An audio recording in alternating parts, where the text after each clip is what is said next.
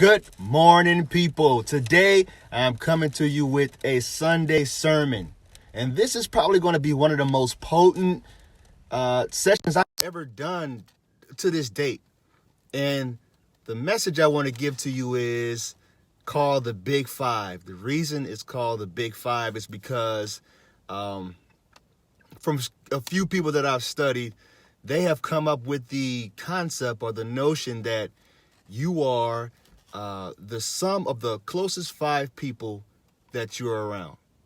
Your five biggest influences. And that's something that Jim Rohn introduced. He's a motivational speaker. He introduced that theory a few years back, and he talks about how the people that you're around, the five closest friends, those are going to be the people that shape who you are and what your character looks like.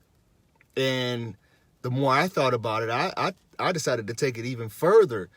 It's not just about who you are around. It's about your five biggest influences, which is, it could be your TV shows you watch, what you do on the internet, your friends for sure, even the podcast you listen to.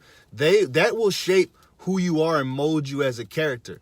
So I read this book by John Maxwell, How Successful People Think.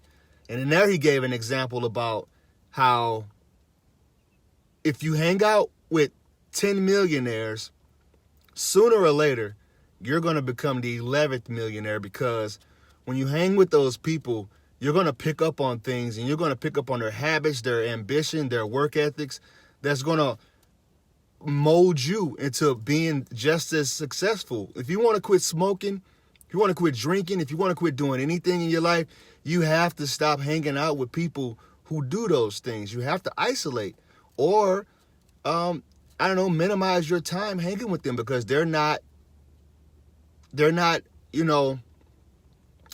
to help you reach your goals in life. And if that's what they like to do, that's fine. I mean, I'm not knocking people that drink and smoke, but if you're somebody that wants to stop drinking and smoking, you have to stop hanging around with people who do it as well, because that's just their standard of living, And that's what I used to tell my mentees. I used to ask them who their friends were, because I heard this saying back in the day. It says, show me your peers and I'll show you your future.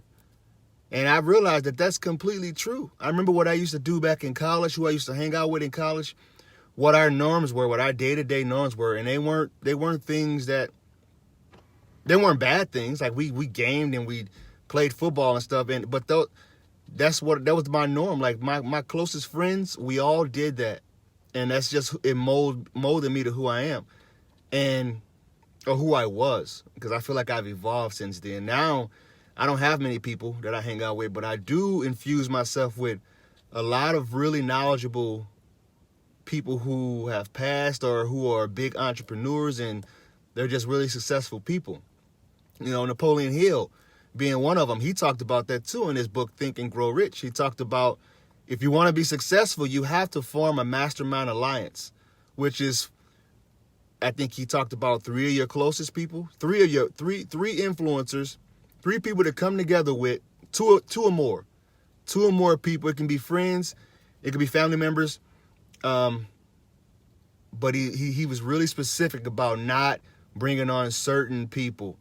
Like, for one, your friends that are really close to you, and they may be feeling a little bit apprehensive about the ideas that you have. They're going to try to change your ideas. They may try to shoot your ideas down.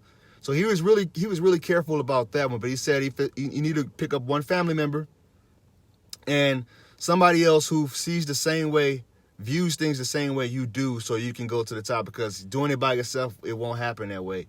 But yeah, the Big Five. That's what I had to do. This real quick, real potent. I feel a lot of people don't understand how they're not getting where they need to be in life. And it's because the people they surround themselves with. And sure, you may talk a good game and you can get together and talk about, oh yeah, we're going to change this, we're going to change that. But actions speak louder than words. And at the end of the day, if you're still in a place where you don't want to be, if you're still doing things that you don't necessarily think is healthy for your well-being or your growth, then you need to change that. Change your friends. And you're gonna listen.